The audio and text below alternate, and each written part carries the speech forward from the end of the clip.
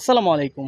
আমি এখন আছি চাঁদপুর জেলার মতলব উত্তর উপজেলায় ফরাজিকান্দিতে, যেখানে একটা ইসলামী প্রতিষ্ঠান আছে যার নাম হচ্ছে নেদায় ইসলাম কমপ্লেক্স, এবং আয়তন এবং ছাত্রছাত্রীর সংখ্যার দিক থেকে এটা মোস্ট প্রবাবলি মতলব উত্তর এবং দক্ষিণ মিলিয়ে সবচেয়ে বড় মাদ্রাসা।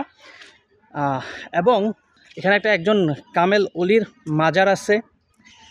এবং আরেকটু যদি স্পেসিফিক্যালি বলি, আমিও একসময় এখানকার স্টুডেন্ট ছিলাম কিছুদিন। তো আমি আজকে যেটা করব, যেহেতু আমি এখানকার স্টুডেন্ট ছিলাম, সেই জন্য আমার কাছে এক্সপ্লোর করার কিছু নাই। আমি আপনাদেরকে সম্পূর্ণ প্লেসটা ঘুরে ঘুরে দেখানোর চেষ্টা করব, এবং এখানের যে ফ্যাসিলিটিসগুলো আছে আমি আপনাদেরকে বলার চেষ্টা করব। তো চলুন শুরু করা যাক। নেদায় ইসলাম ওয়েসিয়া কমপ্লেক্স একসময় অনেক জাঁকজমকপূর্ণ ছিল, এবং এখানে অনেক স্টুডেন্ট ছিল, অনেক কিছুই ছিল। তবে একটা অন্তর্কোন্দলের কারণে ওনাদের মধ্যে ওনাদের যেই মানুষের যেই ভক্তি বা ভালোবাসা সেটা অনেকটাই কমে গেছে। যাই হোক, যা হয়েছে সেটা পরে দেখাবো, আগে এখানকার কথা বলি। একটা মসজিদ দেখতে পাচ্ছেন, যেটার নাম হচ্ছে মসজিদে ফাতেমাতুজ জাহরা, এবং এই মসজিদটা বলতে পারেন এই যে প্রতিষ্ঠানটা আছে, প্রতিষ্ঠানটার মেইন বলতে সেকেন্ড মেইন আর কি। তারপরে মসজিদের পাশেই আছে বুরহানুল উলুম হাফিজিয়া মাদ্রাসা, এবং এখানেই ভিতর দিয়ে সামনে গেলে হচ্ছে সেই মাজার শরীফ বা রওজা শরীফ, যিনি শুয়ে আছেন ওনার নাম হচ্ছে বোরহানুদ্দিন ওয়েসি। এবং এটা হচ্ছে রওজা শরীফ বা মাজার শরীফে প্রবেশ করার আরেকটা সাইট। তো এখানে মহিলাদের প্রবেশ নিষেধ, মহিলাদের জন্য আলাদা জায়গা আছে অন্য পাশ দিয়ে, এবং সেখান দিয়ে মহিলারা চাইলে মাজার শরীফ জিয়ারত করতে পারেন। মসজিদের কাছ থেকে আমার পেছনে আপনারা মসজিদ দেখতে পাচ্ছেন। মসজিদের বাম দিকে একটা রাস্তা গেছে, যেই রাস্তা দিয়ে গেলে আপনি যেটা পাবেন সেটা হচ্ছে এখানে আলিয়া মাদ্রাসা আছে, কিন্ডার গার্ডেন আছে, ছোটোখাটো একটা হসপিটাল টাইপ ছিল এক সময় যখন আমি এখানকার স্টুডেন্ট ছিলাম, আর হচ্ছে একটা ডরমেটরি আছে। এখানে যারা হায়ার লেভেল স্টুডেন্ট তারা পড়াশোনা করতে পারেন। তো এই জিনিসগুলো আমি আপনাকে এখন দেখানোর চেষ্টা করব। মসজিদের পাশ দিয়ে আসলেই, একটু ডান দিকে আসলেই আপনারা ফরাজিকান্দি ওয়েসিয়া কামিল এম.এ মাদ্রাসা দেখতে পারবেন। অর্থাৎ এটা হচ্ছে আলিয়া মাদ্রাসা, এবং এটা হচ্ছে মাদ্রাসার পেছনের সাইড।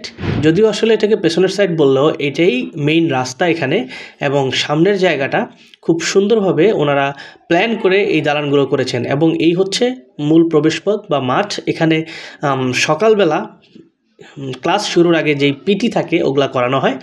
দেন এটার পাশে একটা পুকুর আছে, অর্থাৎ আলিয়া মাদ্রাসার স্টুডেন্টদেরকে সুন্দর একটা পরিবেশ দেওয়ার চেষ্টা করা হয়েছে। পুরোটা মাদ্রাসায় অবশ্য সুন্দর একটা পরিবেশের মধ্যে করা।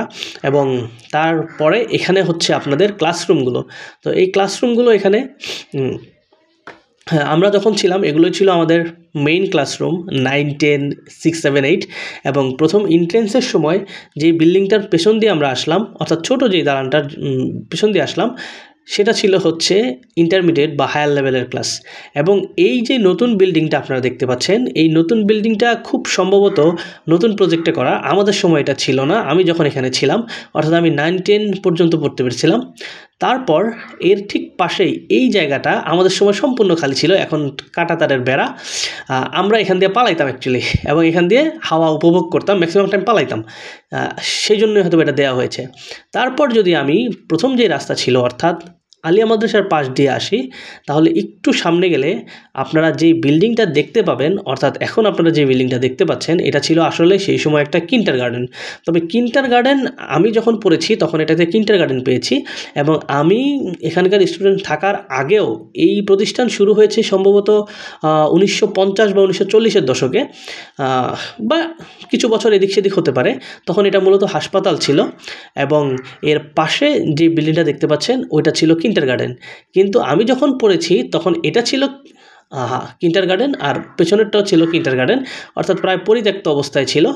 এবং বর্তমানে এই জিনিসগুলোর অবস্থা আরও বেশি খারাপ। কারণ হচ্ছে আমি আপনাকে বলেছিলাম যে ওনাদের মধ্যে কিছু অন্তর্কোন্দল হয়েছিল, যার কারণে ওনারা এখন আর ওইভাবে তেমনভাবে সংরক্ষণ করছে না।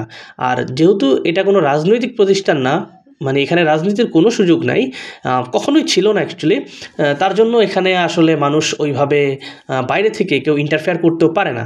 এবং এর পাশে একটা ছোট্ট খাল আছে, এটা কিন্তু মতলব বেরিবাঁধের বাইরের অংশে পড়ছে ফরাজিকান্দি পুরোটা জায়গা।